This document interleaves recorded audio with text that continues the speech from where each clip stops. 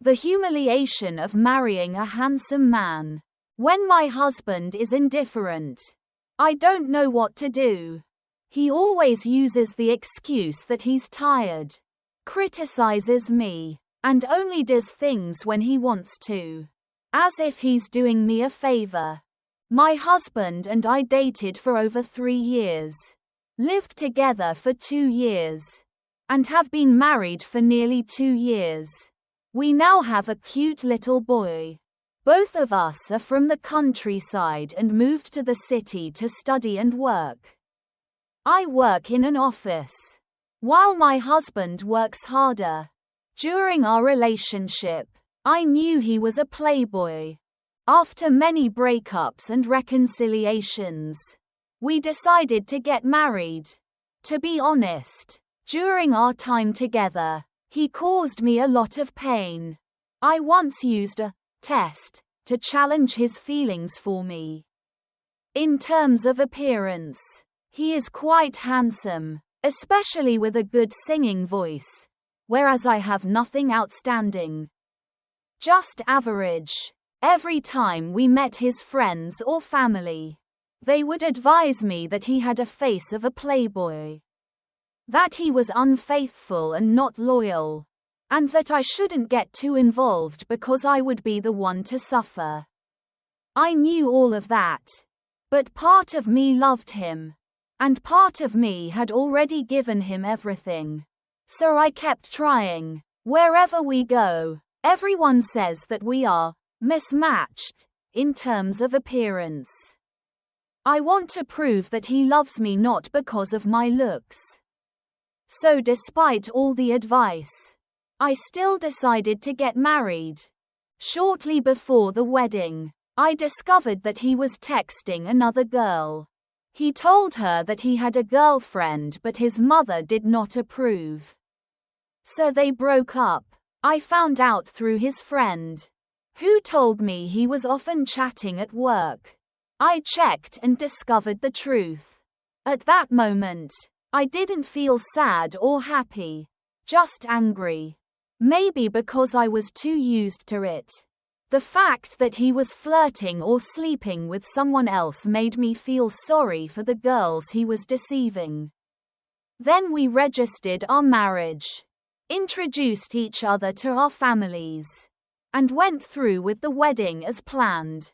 I became pregnant. In the evenings, he went to night school, leaving little time or money for me. During my pregnancy, I often cried out of loneliness, as my husband was addicted to drinking and chasing women, showing no concern for his wife. At that time, I wished I could turn back time and never marry him. But I tried to comfort myself by thinking that since I had made the choice, I had to accept it, no matter how difficult it was.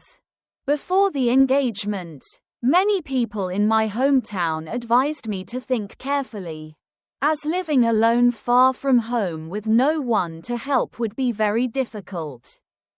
I still decided to marry him. By the 7th month of pregnancy, I returned to my maternal home to give birth, though I did not want to. Although my husband and I were from nearby villages, my mother had passed away, and there were no sisters in my family. On my husband's side, though we had known each other for years, I had never stayed there before, so I felt like a stranger. My in-laws were quite lenient, so I was allowed to stay with my maternal family during the waiting period. When it was time to give birth, I returned to my in-laws' homes so they could help care for me. I had a cesarean section, and my health was weak. My in-laws were elderly and couldn't stay up late to help care for the baby. During the first month, my aunts and cousins took turns helping. After a month, my mother and I had to care for the baby on our own at night. The baby had trouble sleeping, so I had to hold him all night, and my back was numb and aching. During my postpartum period, my husband was still studying abroad, which was expensive, so he didn't send any money home. By the Lunar New Year, he finally came back to visit his wife and child for 15 days before returning to the city. I suggested going with him, but he used the excuse that the baby was still young and insisted I stay home until it was time for me to go back to work. On the day I gave birth, I found out he was living freely away from his family, drinking, karaoke, and didn't even think to send money for diapers or milk for the baby. I had to rely on money from relatives and my parents' family. I didn't complain, but I really felt that my husband was irresponsible. I still loved him and thought that his studies were expensive. Later, when I returned to the city, I learned the truth. He had met a younger woman, which I found out by checking his ATM history. When my mother and I arrived, my husband didn't pay much attention to us. He took better care of his mother than he did of his own child. I didn't complain because I thought it was good that he was filial. But I still felt hurt. He always avoided talking about our marriage. I knew that after giving birth, I was ugly and fat, and I was always messy. Neighbors and friends advised me to lose weight and keep an eye on my husband. But I was too busy with household chores and taking care of the children to find the time. It wasn't until later, after we bought a small house in the suburbs, our child went to daycare, and my mother-in-law returned to the countryside, that I discovered my husband had been having an affair for nearly 2 years. The woman didn't know he was married. When I called to talk to her, she apologized and promised not to contact him again. I knew the fault was his, so I didn't blame her. I decided to divorce him. It was better to be without a husband than to have one who wasn't there. I remained silent and didn't make a scene because everything was over for me. Then he called my family to talk and asked me to forgive him for the sake of our child.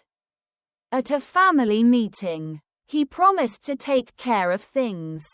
Over time, he changed a lot, helping with the children, picking him up, doing household chores, and showing more concern for me. I noticed and was satisfied. The only issue was that he avoided intimacy. I knew he had high needs, and both of us were still young. I wasn't old-fashioned, and sometimes I initiated, but he was always focused on his phone and didn't pay attention. I felt discouraged and gave up.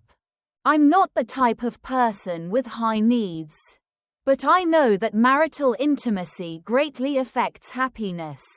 When my husband is indifferent, I don't know what to do. He always uses the excuse of being tired or criticizes me. It only happens when he wants it, as if it's a favor. I've tried, but I don't want to care anymore. I wonder, can a marriage without sex be happy?